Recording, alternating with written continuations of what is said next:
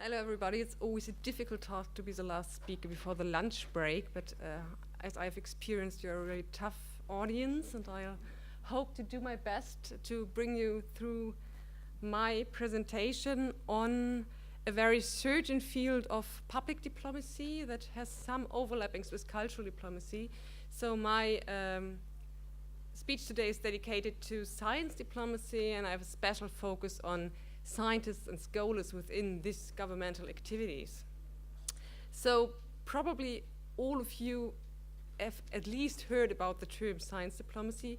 Maybe some of you, students or researchers, have already participated in science diplomacy programs, but still I want to just give you a short, rather theoretical introduction to science diplomacy before I present my case and my case study results.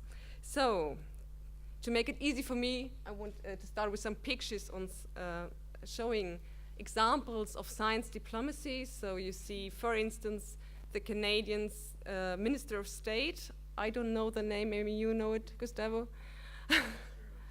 Yeah, you don't know. You study in Canada and you don't know it. Okay, so he went to India with a delegation of scientists and visited Indian university. So that's one nice example of science diplomacy, a visit of state and scientists and scholars delegation accompanying the Minister of State. But you also see the picture below. That's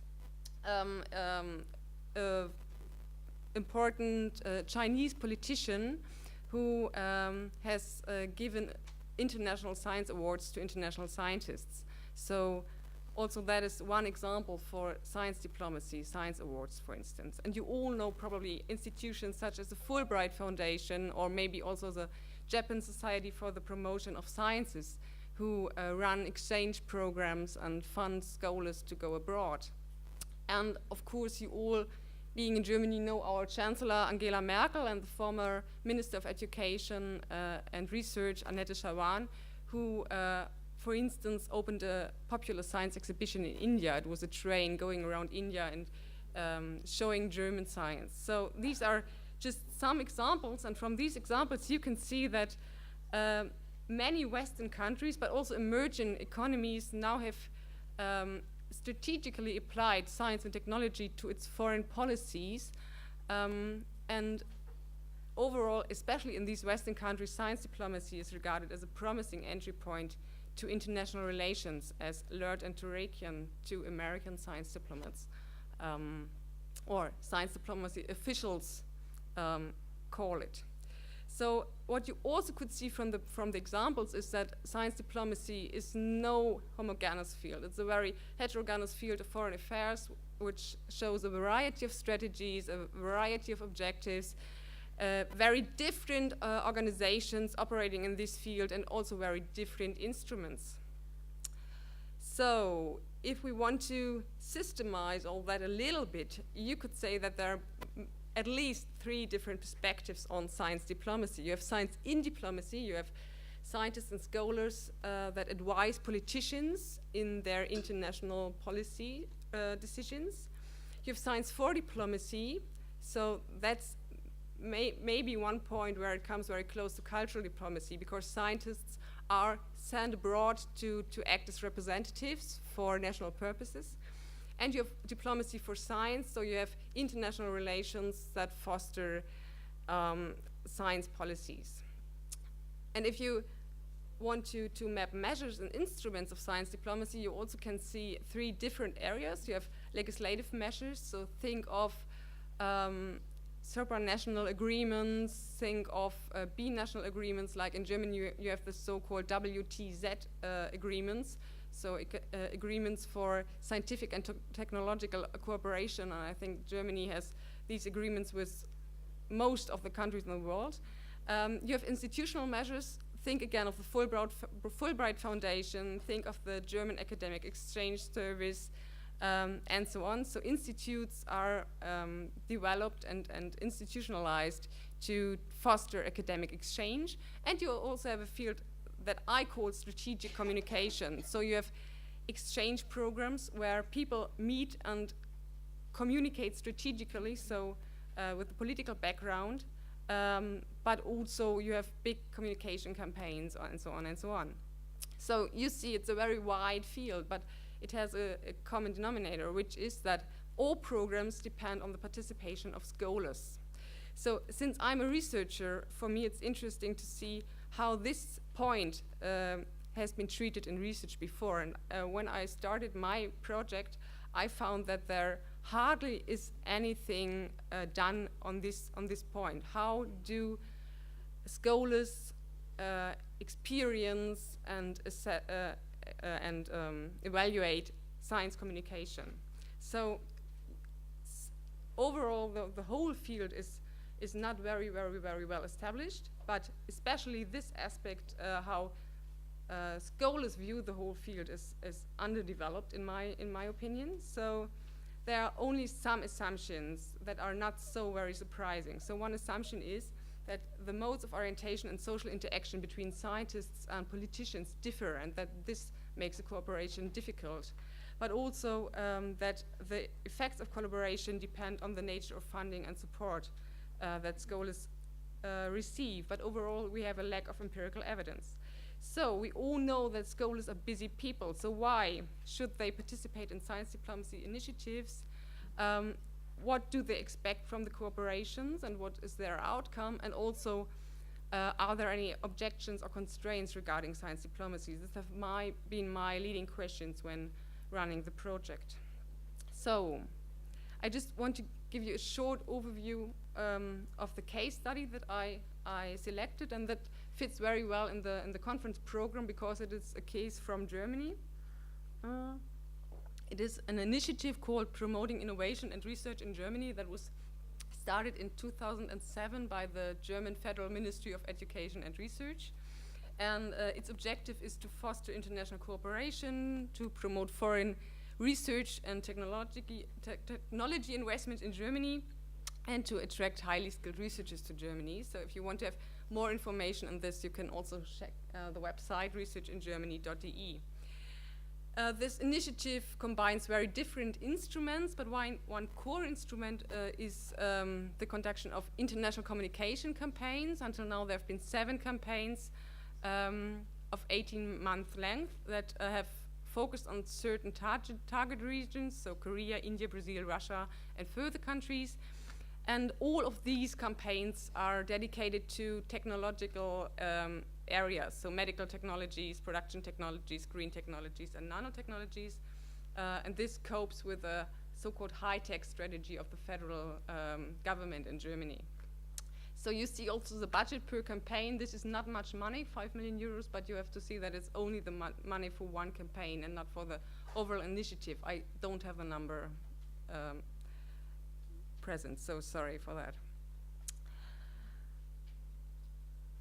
So why did I choose this case? I think it's a very interesting case because scholars can apply to participate in these campaigns, and they receive funding for their international objectives. But on the other hand, they agree to be involved in these governmental activities and also to use a brand that was created, Research in Germany, Land of Ideas. So a typical nation brand, and you can also see some campaign activities, so workshops, lectures, trade fairs, but also, of course, publications, journals, and so on. So just a quick look on my method. What I did was, this is only a part of the whole project, so I did much more research, but for my presentation now I used 30 interviews with scholars and non-scientific personnel that I conducted from 2008 to 2010. And these scholars that I interviewed, they participated in basically 4 different communication campaigns run by the government. So it was Korea and Germany, Partners in Research and Development, Welcome to Nanotech Germany, German Initiative for Partnership in Green Technologies, and finally India and Germany, Strategic Partners for Innovation. So you see there's a very strong focus on partnership. So what was the outcome of my interviews? I want to start with objectives and motives of scholars. So as I said, scholars are busy people, and my question therefore was why they should take part in such a big governmental activity. And it's not so very surprising that most of them said that it's the financial aid and the logistic support that they needed to run their international projects. But interesting for me, they also said that all these different multipliers, as the German Chamber of Foreign Trade, the German Embassy, and so on, they were very important for them to make contacts in new countries. And even more interesting for me was that they also said that these government activities are important to gain in reputation. So they use it for their own promotion and to present themselves, not only internationally but also national, so also in Germany and among their colleagues. I then wanted to know what was the outcome of their cooperation, so if they really profited from it. And overall of the scholars said they couldn't really tell, because research, as you all know, is a long-term thing. So they said that they needed to wait like 3 to 4 years to see if there are really benefits. But apart from that, they saw some positive aspects. Basically, they said that this common presentation of German researchers and German academia was very helpful to access new research markets, and also that this brand as a symbol of governmental sponsorship was very important, especially in Asian countries, to act more official, because obviously in Asian countries this closeness to governmental authorities seems to be very important for researchers. But there were also some negative assessments. So, for instance, one scholar that I quoted here said that all these political events where they had to take part in the course of these campaigns were completely symbolic and useless. Okay. And he said it rather rude, because politicians are badly informed and do not know anything, so that's a very harsh critique. And furthermore, they criticized that all these political decisions were hardly understandable, they were often non-transparent, and there were too strong bureaucratic guidelines. Maybe that's a German problem, but I think that could also happen in other countries. So, what I also wanted to know is how the cooperation was processed, and therefore I asked for their role perceptions. And what was interesting was that there were basically 2 role perceptions. So when I asked the scholars what role they took, one part of them said, okay, we acted as really informal diplomats, so that's the sense of science diplomacy when you think of it. We really tried to act as diplomats and not to forget the German interests. But on the other hand, you had scholars that rather saw themselves as independent researchers and said, I did not run around and said I'm a representative of the ministry, or who said that they rather saw them as very international. And accordingly, also the ministry was perceived in 2 different perspectives. So on the one hand, scholars said, okay, it's a right to use academia to promote the overall image of Germany, for instance, and to help German welfare. But on the other hand, they saw in this cooperation the ministry as a watchdog instead of service provider. They said it should have been, and I think that's just interesting to see these different perspectives. Finally, I asked them for their over-assessment of the whole campaign and their participation in it, and most of these participants agreed that the program contributed to the scientific progress and the development of the German academic system, so academia in general. But there were also at least 4 controversial aspects. So one was that these campaigns had a very economic focus. So here again you see these rather independent researchers who say it cannot be the aim of science to think about if Siemens or any other big corporation makes profit out of governmental activities.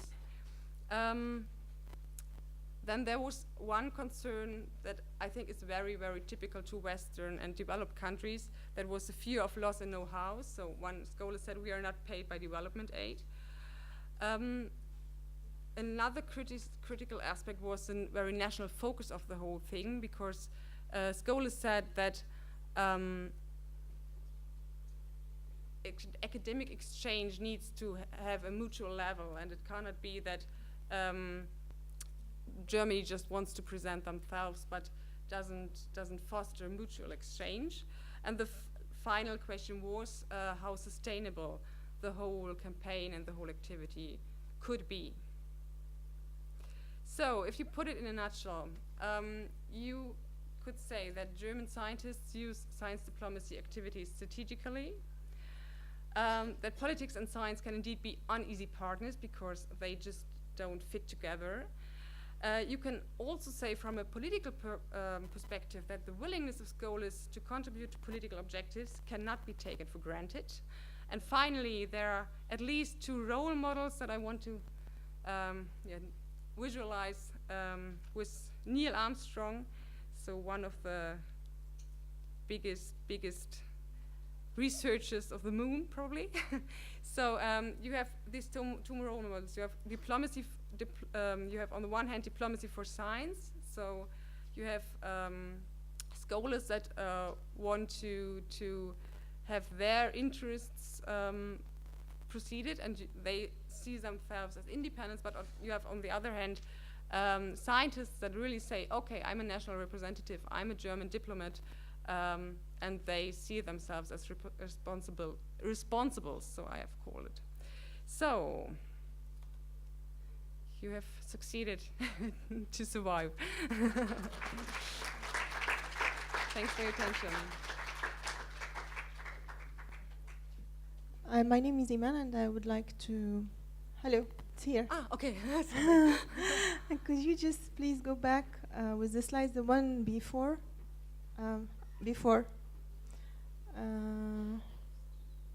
Yes, the first sentence. German scientists use science diplomacy strategically.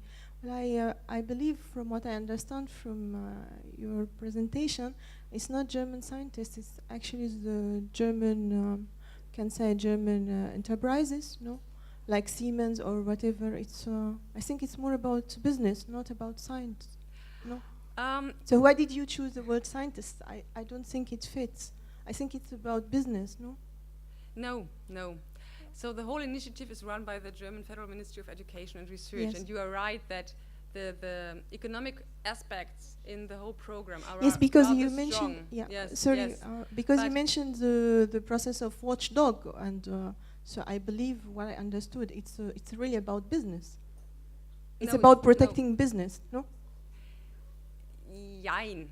Yeah. Jein. In Germany, you would say jein, yes and no. So they have a really strong economic focus. So they say, for instance, researchers need to demonstrate that they work in applied researches, for instance, or in applied sciences. So, and you also have all these technological fields that, of course, refer to applications in industries. And of course, industries also conduct research. But still, I interviewed scholars participating in all that, who have a close connection to business, of course. So yes. Actually, the scholars are the scientists. That's yes. It. Ah, okay. So can I? Okay, that's just a misunderstanding. I use scientists and scholars synonymously. So sorry. No, it's okay. I just have two more comments. Could you just please go back? Yes. This sentence: fear of loss in know-how. We are not paid by development aid. I cannot relate them. That's a very maybe it's a very German concern, because German researchers find when they go abroad that they have a quite high level of research, and for instance, when they go to India or when they go to African countries, this level might not be so high. Or but best example might be China. So when they go to China, the fear that they could lose their ideas because Chinese companies, Chinese researchers, whoever, take their ideas and use it for their own. is very high, and that again is an economic aspect, of course. So yes.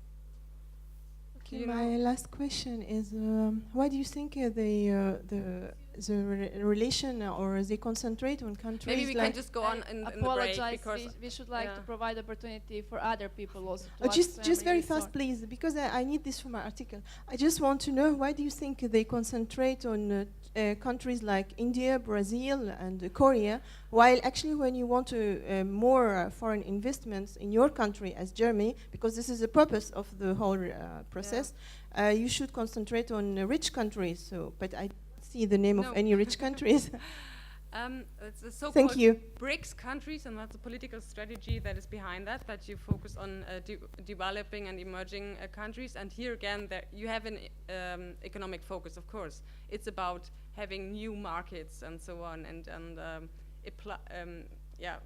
bringing how's it called?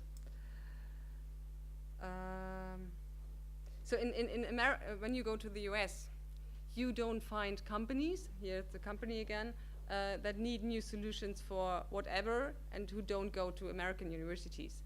But if you go to an African country, or if you go to Korea, they are very interested to work with German researchers, because they have this high level of research and development. So does that answer your question maybe a little bit? Okay. Hi, 你好. Yes, I'm a master student in ICT and UNICEF. My question is regarding to the German case on science diplomacy. Do you think the case is positive, profitable, and practical? And can we see it's a decent future for German in science diplomacy? And do you agree that, I think the answer should be yes, but do you agree that German case in science diplomacy could be a good example or role model to the whole world? I think that the answer should be yes. Do you have any details for this? Thank you. It's really difficult to say, because, as I said, it's only one small part of science diplomacy, and the Federal Ministry of Education and Research is only one actor in that. So you have, as I said, the German Academic Exchange Service, you have the Foreign Ministry who's running science diplomacy programs, and so on. So that's only a small part. And I cannot really tell you. So they go on with the initiative and with the campaign. So probably they feel that it's successful. But it's not only the researchers who cannot tell if they really benefit from it, but it's also the politicians and the officials who cannot say, because it's too many influencing factors. So just imagine a small country like Liechtenstein or whatever, who has like, I don't know, maybe 3 or 5 or 6 universities, if they have that many. They couldn't run such a campaign because they don't have so many researchers. Where should all the researchers come from? So I think it always depends from the overall framework, if that works or works not. And with Germany, somehow it works out. So maybe it could work with France as well, or with Sweden, or with China's doing comparable things, for instance. So yes.